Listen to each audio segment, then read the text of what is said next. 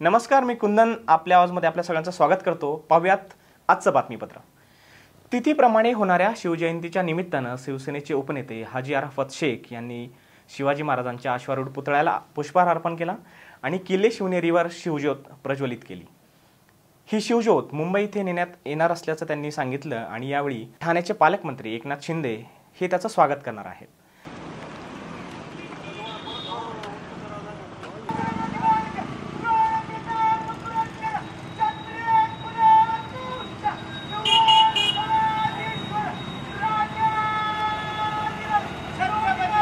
छत्रपती शिवाजी महाराज की जय। जय भवानी, जय शिवाजी।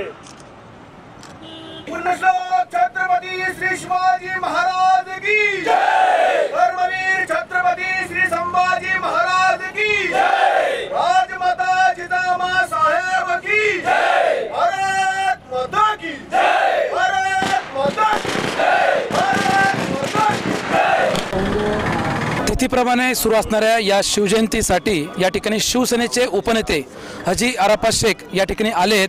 त्यांनी या ठिकाणी छत्रपती शिवरायांच्या या अश्वारूढ पुतळ्यास या ठिकाणी पुष्पहार अर्पण केला आहे आणि किल्ले शिवनेरीवरती अभिषेक करून या ठिकाणी ते शिवज्योत या ठिकाणी प्रज्वलित करून येणार आहेत। तर सर, काय सांगाल, काय भावना आहेत आपल्या?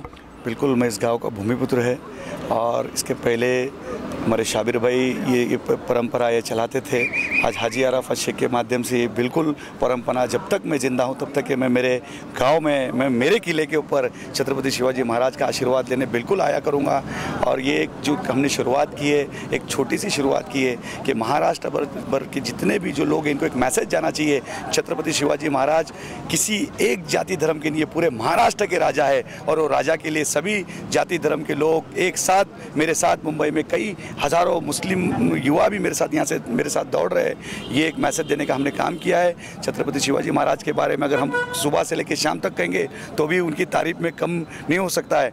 लेकिन इतना ही कहूँगा कि आने वाले कल के अंदर ये महाराष्ट्र भर हर जगह जगह पूरे हर गांव किले किले तालुका हर गांव हर नाके के ऊपर छत्रपति शिवाजी महाराज का भगवा होगा। ये हाजी अराफत शेख भगवा फैलाने के लिए पूरी ताकत इधर शपथ लेता है और इससे शुरुआत करता है। आज मेरी बड़ी बहन हमारी तालुका की, हमारे ज़िले की नेता मेरे साथ में, आज वो भी इतनी बड़ी बात थी कि वो भी हमारे साथ आज दौड़ रही थी। और इस तरीके से हमारे जो महिला वर्ग भी इस तरीके से छत्रपति शिवाजी महाराज के लिए दौड़ रहे, यानी पूरा महाराष्ट्र उनके साथ में दौड़ रहा है। आने वाला कल छत्रपति शिवाजी महाराज के नाम पे पूरे महाराष्ट्र के अंदर भगवा ही भगवा नजर आएगा। सर, आपण शिवसेनेचे उपनेते आहात। या ठिकाणी जी तिथीप्रमाणे शिवजयंती होते यासाठी तसं राज्यामध्ये जे युतीचं सरकार आहे तर माननीय उद्धव साहेब ठाकरे या ठिकाणी येणार आहेत का? कोणी मंत्री या ठिकाणी, काय सांगाल आपण? बिल्कुल, क्योंकि छत्रपति शिवाजी महाराज की जयंती के लिए बिल्कुल कुछ अभी हम बात कर रहे थे। अगली बार जब मैं आऊँगा माननीय आदित्य साहब को साथ में लेकर आऊँगा। माननीय उद्धव साहब भी खुद आना चाहते हैं और खुद आएंगे, क्योंकि यही महाराज जिनकी वजह से हम आज जी रहे, खा रहे, घूम रहे, खुशहाल महाराष्ट्र देख रहे, इनकी बदौलत देख रहे। और इनके लिए बिल्कुल हर एक पूरा महाराष्ट्र का सभी पदाधिकारी, सभी नेता, अभी इनका स्वागत थाना के अंदर मंत्री महोदय एकनाथ शिंदे करने वाले, इस तरीके सभी लोग इस जोत के अंदर शामिल हो गए। तिथीप्रमाणे होणाऱ्या शिवजयंतीसाठी काय नियोजन आहे? आपल्यासोबत पुणे जिल्हा शिवसेनेच्या गटनेत्या आशाताई बुचके आहेत। ताई, काय सांगाल आपण? नियोजन असं आहे की तिथीप्रमाणे होणाऱ्या शिवजयंतीला मानणारा संपूर्ण महाराष्ट्रातला शिवसैनिक आहे आणि तुम्हा सर्वांना ज्ञात आहे की या ठिकाणी 25 तारखेला संध्याकाळपासून तर पहाटेपर्यंत आमचा दौरा असतो। या ठिकाणी स्टॉल लागतात। आपण नाही म्हटलं तर येणाऱ्या शिवसैनिकांचं स्वागत करतो, ज्योत घ्यायला इथे येतात संपूर्ण महाराष्ट्रातून। परंतु आमची अशी भावना आहे की हाजी अराफत भाई या ठिकाणी आलेले आहेत, यांनी आमचा मेसेज तिथपर्यंत मातोश्रीवर पोहोचवावा की शासन आपलं आहे, एक शिवजयंती व्हावी। एक शिवजयंती झाली तर निश्चितपणाने या ठिकाणी उभं राहायला जागा राहणार नाही, अशा पद्धतीची शिवजयंती होईल। हाजी अराफत भाई हा सांगावा घेऊन जुन्नर तालुक्यातून त्या ठिकाणी जातील आणि निश्चितपणाने येणाऱ्या वर्षात एक शिवजयंती झालेली पाहण्याचा योग आपल्याला भाग्य लाभेल। एवढंच या ठिकाणी बोलू इच्छिते। आलेल्या सर्व मुंबईकरांचं स्वागत करतो। या ठिकाणी हाजी अराफत भाईंनी जी सुरुवात केलेली आहे शाबीर भाईंची आठवण तेवत ठेवण्यासाठी की त्यांनी देखील या भगव्याचं काम एवढं मोठं केलं। संपूर्ण ठाणे जिल्ह्यात सुद्धा शाबीर भाईंनी संपूर्ण महाराष्ट्रात गड पिंजून काढला। त्या शाबीर भाईंचा वसा घेऊन हाजी अराफत भाई निघाले आहेत। तर निश्चितपणाने त्यांनी दिलेले शब्द या ठिकाणी खरा करतील आणि आम्हाला एक शिवजयंती पाहिजे एवढी आमची मागणी तिथपर्यंत पोहोचवतील. आलेल्या तमाम शिवसैनिकांचं आम्ही या ठिकाणी स्वागत करतो आणि या ठिकाणी या तालुक्यात तुम्ही ज्या ज्या वेळी येणार आम्ही तुमच्या सेवेसाठी तत्पर राहू एवढंच एक विरोधी पक्ष नेता म्हणून शिवसेनेची सांगू इच्छिते. 13 तालुक्यात ज्या पद्धतीने शिवसैनिकांना ताकद देण्याचं काम करतोय तसे हाजी अराफत भाई या ठिकाणी ते वाहतूक सेनेचे महाराष्ट्राचे नेते आहेत आणि उपनेते आहेत शिवसेनेचे. ते देखील संपूर्ण महाराष्ट्राच्या तरुणांना ताकद देतील एवढे आशा त्यांच्याकडनं व्यक्त करते. नावाप्रमाणे या ठिकाणी थांबते. जय हिंद, जय महाराष्ट्र. निश्चितच शिवजयंती 19 फेब्रुवारीची असेल अथवा होणाऱ्या तिथीप्रमाणे असेल. शिवभक्तांचा उत्सव कुठल्याही प्रकारे या ठिकाणी कमी होताना दिसत नाही. कॅमेरामॅन सौरभ गुंजाळसह अतुल परदेशी, आपला आवाज, जुन्नर.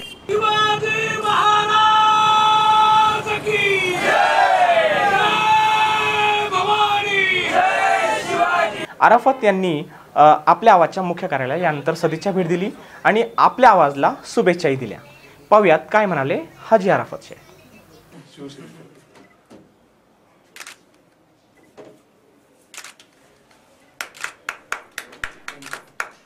स्टुडिओमध्ये शिवसेनेचे उपनेते हाजी अराफत शेख या ठिकाणी सदिच्छा भेट देण्यासाठी आले आहेत.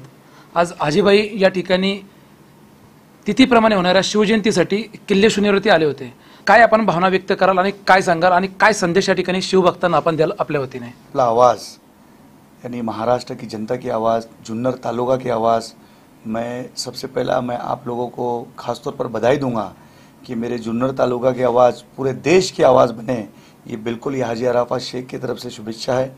आप लोग अपने टीवी चैनल के माध्यम से मेरे गांव के शेतकरी की आवाज़, गांव की छोटी छोटी समस्या एक अच्छी तरीके से, राइट तरीके से जो समस्या होती है आप एक देश के सामने लाने का काम कर रहे हैं. उसके अंदर मैं, मेरी पार्टी, हमारी पार्टी के नेता, सभी लोग आपका बिल्कुल पूरी तरीके से साथ देंगे. जब कभी भी आप ये हाजी अराफत शेख को आवाज़ देंगे, ये हाजी अराफत शेख आपका भाई बनकर, इस गांव का भूमिपुत्र होने के नाते, कोई नेता बोलकर नहीं, आपका एक हिस्सा बनकर आपके साथ में पूरे कदम से कदम पूरी शिवसेना की पूरी ताकत के साथ आपके साथ खड़ा रहेगा. यही कहने के लिए आपके बीच आया हूँ. आज खास तौर पर मैं मेरे बचपन में जब मेरे चाचा के साथ आता था, आज 20 साल के बाद शिवनेरी किले पे आया, वो याद ताज़ा हुई कि मेरा किले की पैतीशी हमारा घर है. हमारी दादी यहाँ की, जुन्नर की हमारी दादी, और दादा हमारे तलेगांव दाभाड़े. तो इस तरीके से जुन्नर और देवरोड तलेगांव से हमारा संबंध रहा. आज खास तौर पर मैं मेरे गांव के अंदर, मैं मेरे किले के ऊपर, महाराज के किले पे जब छोटा था तब जाता था. आज कई सालों के बाद फिर आने के मौका मिला. लेकिन मैं यहाँ आज वादा किया हूँ, मेरे सभी मुंबई के पदाधिकारियों से वादा किया हूँ, यह हाजी अराफत शेख जब तक जिंदा है हर साल शिवनेरी किले के ऊपर आएगा और छत्रपति शिवाजी महाराज की आवाज़ पूरे महाराष्ट्र के नहीं पूरे देश भर सारे जितने भी महाराष्ट्र के भूमिपुत्र मुसलमान हैं सभी लोगों को आवाज़ देकर पूरी ताकत के साथ हिंदू, मुस्लिम, सिख, ईसाई सबको एक प्लेटफॉर्म पे लाने का काम किएगा. क्योंकि छत्रपति शिवाजी महाराज किसी एक धर्म के नहीं थे, वो महाराष्ट्र के राजा थे. उन्होंने महाराष्ट्र के लिए, इस देश के लिए जो लड़ाइयाँ लड़ी और देश को बचाने का काम आज हम जी रहे, चल रहे, घूम रहे, फिर रहे, सिर्फ ये महाराज की देन है, छत्रपति शिवाजी महाराज की देन है. बिल्कुल हाजी अराफत शेख आप हर तरीके से जब जुन्नर तालुका के लोग मेरे को एक एक व्यक्ति अगर आवाज़ देगा, मैं उनका एक भाई बनकर, दोस्त बनकर, एक बेटा बनकर उनके साथ बिल्कुल खड़ा रहेगा. आपके चैनल के माध्यम से जब कभी भी मुझे आवाज़ देंगे, मैं कई फिल्म लैंड के यूनिट से मैं ताल्लुक़ रखता हूँ, ट्रांसपोर्ट के उससे माध्यम रिलेटेड मैं हूँ.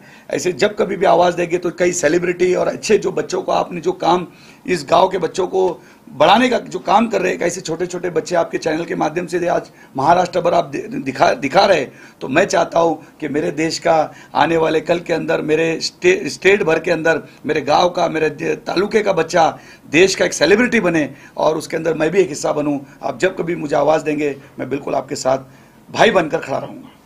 धन्यवाद. जुन्नर तालुक्याचे भूमिपुत्र आणि शिवसेनेचे उपनेते हाजी अराफत शेख यांनी या ठिकाणी शेवटच्या श्वासापर्यंत किल्ले शून्यवर जी या ठिकाणी शिवजयंती होणार आहे याला येणार असल्याचं या ठिकाणी सांगितलं आहे. आपल्या आवाजच्या वतीने आपल्याला आम्ही लाख लाख शुभेच्छा देतो. आपला उपक्रम हा या ठिकाणी आपण कायम सुरू ठेवा अशा आपल्याला या ठिकाणी शुभेच्छा देतो. धन्यवाद. वळूयात पुढच्या बातमीकडे. देशभरामध्ये होळी मोठ्या उत्सवात साजरी करण्यात आली. जुन्नर येथील माय ॲक्टिव्हिटी सेंटर मुंबई संचलित नंदनवन या संस्थेतील मतिमंद विद्यार्थ्यांनी देखील होळी साजरी केली. यावेळी नगरसेवक मधुकर काजळे, आपल्या आवाजचे मुख्य संपादक अतुल परदेशी, शिवनेरी ज्येष्ठ नागरिक संघाच्या खजिनदार वंदना परदेशी, बाबा भालवणकर, सलमा सय्यद व आपल्या आवाजची पूर्ण टीम यावेळी उपस्थित होती. तर पाहूयात याबाबतचं सविस्तर वृत्त.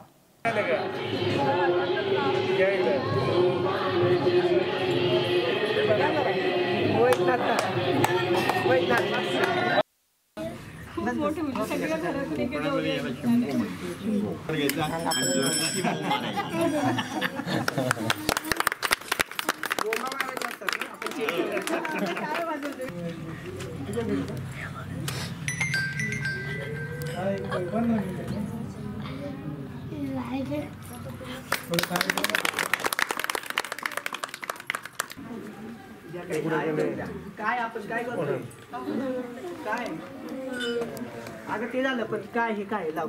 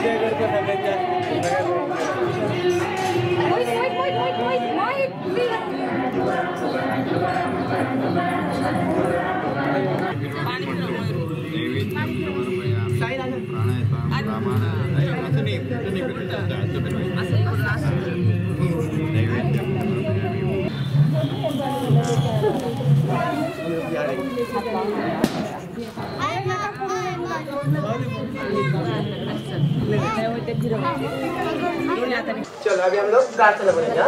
कौन सा इतनी शक्ति? हाँ 1 2 3 स्टार्ट. बोल. इतनी शक्ति हमें देना दाता, मन का विश्वास कमजोर होना.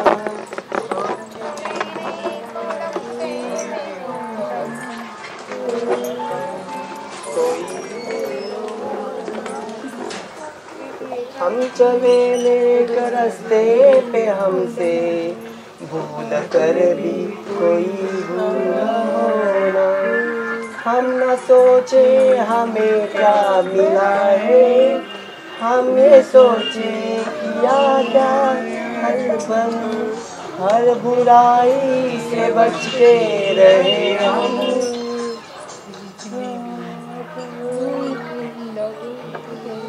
बैर होना किसी का किसी से, भावना मन में बसने की होना. हम चले नेक रास्ते पे हमसे भूल कर भी कोई भूल होना.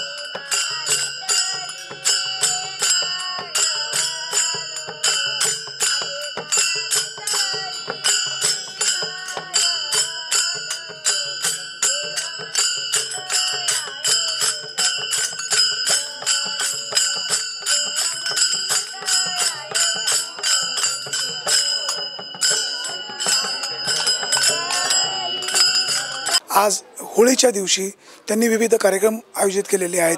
या ठिकाणी त्यांनी आज होळी साजरी केली, आपल्या आवाजला या ठिकाणी बोलवलं. हा कार्यक्रम अतिशय आनंदाने ही शाळा साजरी करत आहे. काय नेमकं यामागचं त्यांचं धोरण आहे, कशा पद्धतीने ही शाळा चालवतात हे आपण जाणून घेऊयात विकासजी घोगरे यांच्याकडनं. सर, काय सांगाल, आपण ही शाळा कशी चालवताय? नमस्कार सर्वांना. आजच्या होळीनिमित्त सगळ्यांना शुभेच्छा. आपला आवाजची जी टीम आलेली आहे त्यांना आमच्याकडनं, आमच्या माय ॲक्टिव्हिटी सेंटरचं जे नंदनवन नावाचं हॉस्टेल आहे तिथले सगळे विद्यार्थी आणि जे मान्यवर त्यांच्याकडनं होळीच्या शुभेच्छा. आपल्याकडे आता हल्ली व्हॉट्सअपमध्ये सगळीकडे एक मेसेज फिरतो आहे की पाण्याचा अपव्यय होतो आहे, निसर्गाचा ऱ्हास होतो आहे. हे अगदी बरोबर आहे, पण हेच होत असताना म्हणजे ज्या वेळी आपण निसर्गाचा ऱ्हासाचा विचार करतो त्याचवेळी आपण आपल्या परंपरेचाही विचार केला जावा.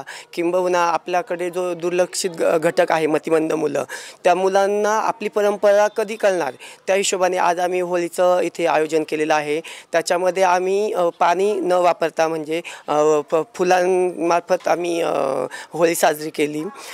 त्यातच आम्ही थोडेसे झाडापासून जे कलर बनवले होते त्या कलरपासून आम्ही होळी साजरी केली आणि होळीचं एक छोटंसं प्रतीक म्हणून आम्ही ते होळी जाळलेले आहे, ज्याच्यामध्ये आम्ही अगदी फक्त 5 गौऱ्या जाळलेल्या आहे. कारण याच्या मागचा उद्देश हाच होता की आपली परंपरा ही जपली जावी म्हणून आपण आजच्या होळीचं नियोजन केलं. आणि आमचे मतिमंद बांधव जे आहेत, जे समाजामध्ये असं म्हटलं जातं की त्यांना बुद्धी कमी असते, ऑफकोर्स बुद्धी कमी असते, पण ती कमी बुद्धीचा पण वापर व्हावा आणि त्याची जाणीव ह्या समाजाला व्हावी म्हणून आज आम्ही होळीचं आयोजन केलेलं आहे. आणि आता म्हणजे आम्ही होळीचं दहन केलं, जे की आपले मप काजळे सर आहेत किंवा आपल्या वंदनाताई परदेशी आलेल्या आहेत, बाबा भालवणकर आहेत, सलमाताई आलेल्या आहेत आणि इतर पालक आलेले आहेत. आम्ही सगळ्यांनी मिळून छान होळी साजरी केली. मुलांनी होळीच्या गाण्यावर नृत्य साजरं केलं आणि अजूनही अशा आमचे वेगवेगळ्या उपक्रम आहेत जे आम्ही साजरे करणार आहोत. तुम्ही मतिमंद शाळा चालवता, या मतिमंद मुलांना शिकवणं, त्यांना सांभाळणं, त्यांचं संगोपन करणं तेवढं सोपं नाही. मग हे आपण कसं कव्हर करता, काय सांगाल? खरं तर मी स्वतः स्पेशल एज्युकेटर आहे. बऱ्याच लोकांना कल्पना नाही, म्हणजे फार पूर्वी असा काळ होता की मला वाटलं की मला सामाजिक कार्य करायचं, मग तो गेला, त्याने आपला जे काही आर्थिक त्याची परिस्थिती असेल त्या आर्थिक परिस्थितीला तो हे करून किंवा समाजातून मदत घेऊन तो सामाजिक कार्य करायचा. पण आता सरकारचे असे नियम आहेत की त्या व्यक्तीची जी भावना आहे ती आपण समजून घेतलं पाहिजे, त्याचं मन समजून घेतलं पाहिजे. त्याच्यासाठी स्पेशल B.Ed येतं, तर मी ते D.Ed केलेलं आहे आणि त्याच्यातून ही मुलांचं खरं म्हणजे प्रत्येकाला जगण्याचा अधिकार आहे आणि प्रत्येकाला नुसतं जगण्याचाच नाही तर तो आनंदाने जगण्याचा अधिकार आहे. त्यामुळं आम्ही इथे मतिमंद मुलांसाठी काम चालू केलं. आपण इथे सध्या 4 उपक्रम चालवतो. त्याच्यामध्ये जी 18 वर्षाच्या खालची मुलं आहेत त्यांना आपण शैक्षणिक सुविधा उपलब्ध करून देतो. शैक्षणिक म्हणजे आपण काही 10वी-12वी सारखा अभ्यासक्रम नसतो, आपण मुलाच्या बौद्धिक लेवलनुसार त्यांना अभ्यासक्रम देतो. आमची खूप अपेक्षा नाही, पण किमान मुलांना 1 ते 12 अंक तरी लिहिता वाचता यावं किंवा स्वतःचं नाव लिहिता यावं किंवा जी आपलं म्हणजे ज्याला आपण फंक्शनल अकॅडमिक म्हणतो म्हणजे कार्यात्मक शिक्षण, ते आपण इथे शिकवतो. त्याच्यानंतर 18 वर्षाची पुढील मुलं आहेत, म्हणजे आता सरकारचा नियम आहे की एज्युकेशन फॉर ऑल, म्हणजे सगळ्यांना शिक्षण मिळणं किंवा शिक्षण देणं ही त्यांचा तो अधिकार आहे. परंतु आमच्या मतिमंद बांधवांसंदर्भात असं होतं की 18 वर्षापर्यंत त्यांना शाळेमध्ये ठेवतात आणि मग नंतर त्यांचं पटावरनं नाव कमी केलं जातं. मग ती मुलं उगीच आपले रस्त्याने फिरत राहतात आणि मग उगीच लोक त्यांना त्रास देतात किंवा वाईट प्रवृत्तीला ते लोक सामोरे जातात. मग आपण त्या मुलांना वैयक्तिक त्यांचं म्हणजे, आणि इथे मी अगदी हा TV चॅनल आहे म्हणजे आपला आवाज ही वाहिनी बरेच लोक बघतात म्हणून मी सांगू इच्छितो की जी आपल्या 18 वर्षाच्या पुढची मुलं आहेत त्यांच्यात जे फिजिकल बदल होतात म्हणजे शारीरिक बदल होतात ते आपण नॉर्मल असल्यामुळं आपल्याला त्याला सामोरं जाणं कळतं, पण आमच्या मुलांना कळत नाही. मग ते उगीच विचित्र चाळे करतात आणि मग समाजामध्ये लोक त्याला वेडा म्हणून संबोधतात. खरं म्हणजे वेडा आणि मतिमंद हे 2 वेगळे पार्ट आहेत. म्हणजे 18 वर्षाची मुलं आहेत त्यांना आपण इथे व्यवसाय प्रशिक्षण देतो. त्याच्यामधून आपण दिवे बनवणे किंवा फाईल बनवणे असं वेगवेगळ्या ट्रेडिशनलनुसार आपण त्यांना वेगवेगळ्या वस्तू बनवून घेऊन त्या मार्केटमध्ये सेल करतो. त्याच्यातून जे काही कमाई येईल ते आपण मुलांच्या भवितव्यासाठी त्याचं म्हणजे संकलन करतो. तिसरा भाग असा आहे की बरेच अपंग बांधव आहे म्हणजे मुंबई पुणे शहरामध्ये अशी खूप लोक आहेत किंवा किंबहुना आपल्या जुन्नरमध्ये की 18 वर्षाच्या नंतर ह्या मुलांचं काय, किंवा काय होतं की आता मूल लहान आहे पण नंतर ते मूल तरुण होतं आणि आईवडील बिचारे म्हातारे होतात, मग त्यांना काळजी सतावते की बाबा ह्या मुलांचं काय करायचं.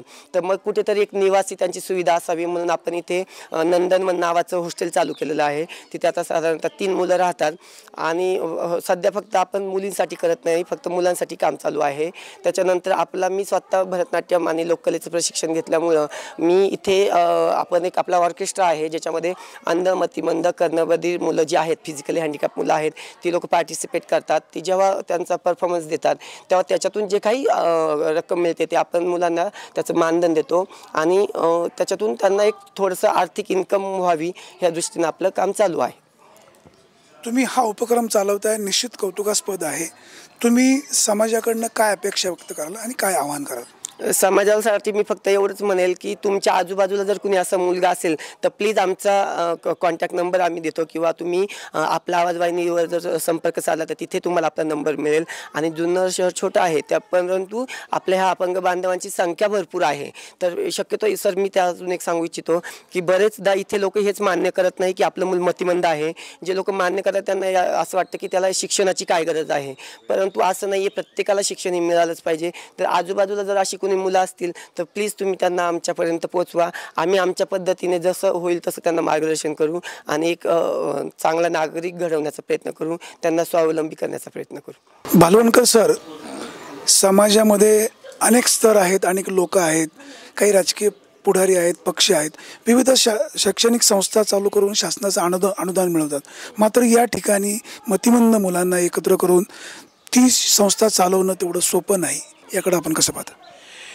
हे अतिशय अवघड काम आहे, विशेषतः आजच्या या व्यवहारी उलथापालथीच्या दिवसामध्ये. परंतु हा एक आपला कर्तव्याचा भाग समजून विकास घोगरे या परिसरातलंच हे एक उमलतं व्यक्तिमत्व आहे. त्यांनी त्याचं ट्रेनिंग घेतलेलं आहे, त्यांनी त्याचा अनुभव घेतलेला आहे मुंबईसारख्या महानगरामध्ये. परंतु आपल्या गावाच्या परिसरातील अशा प्रकारच्या मुलांसाठी आपण काही करावं या ध्येयाने अगदी त्यांनी ध्यासक्त होऊन हे सुरू केलेलं काम आहे. आणि माझी अशी श्रद्धा आहे की या विचाराशी समरस होणारे, आपल्या परिसराच्या वैभवामध्ये भर घालणारे अनेक दाते लोक आहेत. म्हणजे ह्या परिसराचं जर वैशिष्ट्य सांगायचं झालं तर इथे दातृत्व आहे, इथं नेतृत्व आहे आणि कर्तृत्व आहे. या तिन्हींचा संगम या संस्थेच्या पाठीशी राहिला तर ही संस्था निश्चितपणे अशा गरजांवर आधारित ही संस्था आहे. ह्याची गरज काही वेगळी आहे आणि त्या दृष्टीने केवळ पैशांनी ती भागणार नाही. वेळोवेळी या कार्याशी संबंधित जाणून घेण्यासाठी सदिच्छा भेट द्यावी पालकांनी.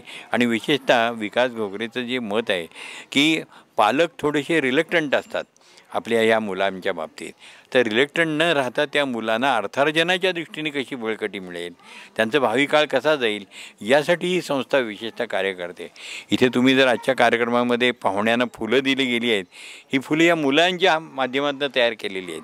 इथे ज्या वेगवेगळ्या वस्तू आहेत, म्हणजे टाकाऊतून दिखाऊ करणं हा जो एक वेगळा प्रकारचा कलात्मक आविष्काराचा भाग आहे, या मतिमंद मुलांच्या माध्यमातून करणं हे ध्येय त्या विकास. सर, आपल्यासोबत आहेत वंदनाताई परदेशी. मला हेच सांगायचं आहे की आजचा जो कार्यक्रम नियोजित झाला त्या कार्यक्रमाचं मला तरी वाटतं भाळवणकर दादांनी आज मला आमंत्रित केलं किंवा ताई यायला पाहिजे इथं.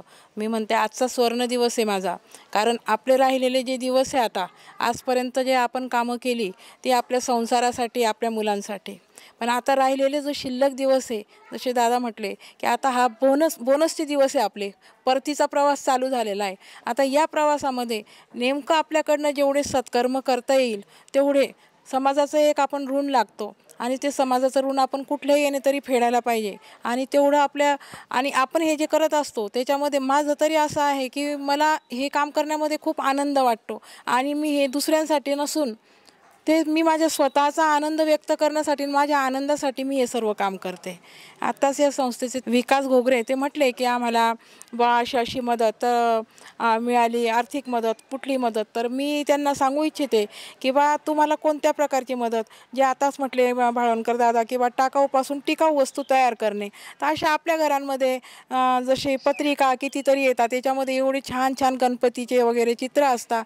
आता माझंही भजनी मंडळ आहे, महिला मंडळ आहे, त्यांना मी सांगेल नक्कीच की बा आपल्याजवळ जी काही वस्तू असेल पडलेली जी आपल्या वापरामध्ये नसेल ती तुम्ही तुमच्याकडे संग्रहित करून ठेवा, जेणेकरून या मुलांना काही त्याचा वापर होत असेल तर आपलं त्या टाकाऊमधून टिकाऊ वस्तू तयार होईल आणि मुलांनाही त्याचं काही होईल. ते त्याच्यामध्ये पुन्हा अजून मला त्यांना सांगायचं आहे की बाई ह्या ज्या वस्तू तयार केलेल्या आहे, आता आमची ज्येष्ठ नागरिकांची मीटिंग असते, आमचं भजनी मंडळ आहे, तिथं ह्या वस्तू घ्या. मी महिलांना पटवून सांगेल की बा आपल्या मुलांना आपण काही खर्चासाठी पैसे देतो, पण आता ह्या वस्तू या मतिमंद मुलांनी तयार केलेल्या आहे आणि त्या जर आपण विकत घेतल्या आणि त्या समजा ठीक आहे 2 दिवस वापरून आपण टाकल्या तरी, पण आपला हा पैसा जाणारा कुठं जाणार आहे नेमका, याचं आपण थोडंसं जर लक्षात घेतलं तर हा नक्कीच आपला पैसा म्हणजे सदुपयोगी लागेल. एवढंच याच्यामध्ये मी सांगते.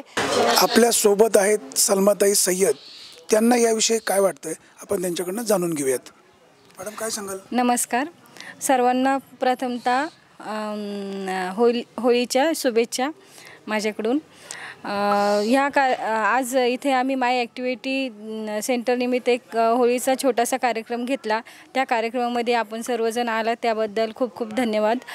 ही माय ॲक्टिव्हिटी शाळा आम्ही 4 महिने झाले इथं चालू केलेली आहे. त्या 4 महिन्यामध्ये आता आमचे विद्यार्थी 21 आहे आणि इथून पुढं हळूहळू वाढत जातील.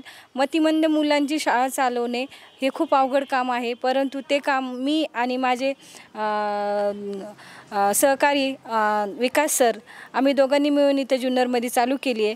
त्याच्यासाठी आम्हाला भालवणकर सरांचा खूप मोठा वाटा म्हणजे मदत मिळाली आहे. काळेसाहेबांची खूप मदत मिळाली आहे आणि ही शाळा चालू केल्यानंतर आम्हाला काही अडचणी आलेल्या म्हणजे विद्यार्थी संख्या आता कमी आहे परंतु हळूहळू वाढत जाईल. तर विद्यार्थी ज्या लोकांना ह्या शाळेबद्दल माहीत नाही आहे त्या लोकांनी ह्या शाळेबद्दल माहिती मिळवावी आणि ज्या पालकांची मुलं खरोखरच मतिमंद आहेत त्यांना जर पुढं शिक्षण घ्यायचं असेल, शिक्षण म्हणजे स्वतःचा विकास करणे, म्हणजे फक्त शिक्षण म्हणजे काय 11वी-12वी सारखं मोठं शिक्षण नाही, तर स्वतःचं नाव लिहिता आलं पाहिजे. आपल्याला आपल्या गावाची माहिती पाहिजे, आपण कुठं राहतो, काय करतो, त्या मुलांना त्याचं ज्ञान कळलं पाहिजे आणि आपण कसं वागलं पाहिजे, कसं राहिलं पाहिजे, ह्या छोट्या छोट्या गोष्टी त्या मुलांना या शाळेमध्ये शिकवलं जातं, जेणेकरून त्या मुलांना चांगलं राहता येईल. दुसरी गोष्ट अशी की या मुलांकडून छोट्या छोट्या ज्या वस्तू बनवतात, खरंच त्यांच्यामध्ये देवाने एक गुण नाही दिले तर दुसरे भरपूर काही गुण देव देत असतो. तर त्या गुणातून ते मुलं छोटी छोटी फूल बनवतात, छोटे छोटे बॉल बनवतात, म्हणजे अशा भरपूर काही त्यांच्यामध्ये ॲक्टिव्हिटी आहे. ते पालकांनासुद्धा कळत नाही का ते मुलं काय करू शकतात, परंतु ते त्यांच्यामधलं जे करण्याचं जे ज्ञान असतं ते शिक्षकांना कळतं का खरंच ही मुलं हे करू शकतात. म्हणून सर्व पालकांनी माझी अशी विनंती आहे का सर्वांना का माय ॲक्टिव्हिटी सेंटर या शाळेसाठी सर्वांनी थोडीफार मदत करा, जेणेकरून ही छोटीशी संस्था आम्ही चालू केली आहे ती संस्था पुढं थोड्या मोठ्या स्वरूपात होईल अशी मी विनंती करते. नमस्ते सर्वांना, होळीच्या हार्दिक शुभेच्छा. जिथे सगळ्यांसाठी सगळे असतात पण मतिमंदांसाठी कोणीच नसतं, म्हणून मी ह्या संस्थेसाठी इमारत उपलब्ध करून दिली आणि माझं पुण्याचं काम मी चालू केलेलं आहे. तरी माझी इच्छा आहे की ज्यांच्यासाठी कोणी नाही त्यासाठी परमेश्वर असतो. माय ॲक्टिव्हिटीज या संस्थेने चालवलेलं हे कार्य निश्चित उपयुक्त आणि दिशा देणारं आहे. समाजाचं आपण काही देणं लागतो याचं भान सगळ्यांना असायला हवं. या मतिमंद मुलांना शिकवणं, त्यांना सांभाळणं तेवढं सोपं नाही. मात्र माय ॲक्टिव्हिटी संस्थेचे संचालक गोगरेसाहेब असतील, इतर सहकारी असतील, यांना द्यावे तेवढे धन्यवाद थोडेच आहेत. समाजातील जे दानशूर लोक आहेत यांनी पुढे येऊन या संस्थेच्या पाठीमागं उभं राहायला निश्चित हरकत नाही. रंजले गांजले त्यासी म्हणे जो आपुले. ह्या संस्थेला जर सगळ्यांनी मदत केली, हातभार लावला तर निश्चित ही मुलं आपल्या पायावर उभे राहतील, नवे तर स्वतःच्या कर्तृत्वातून काहीतरी निर्माण करू शकतील. सुरेश वाणी, आपला आवाज, जुन्नर.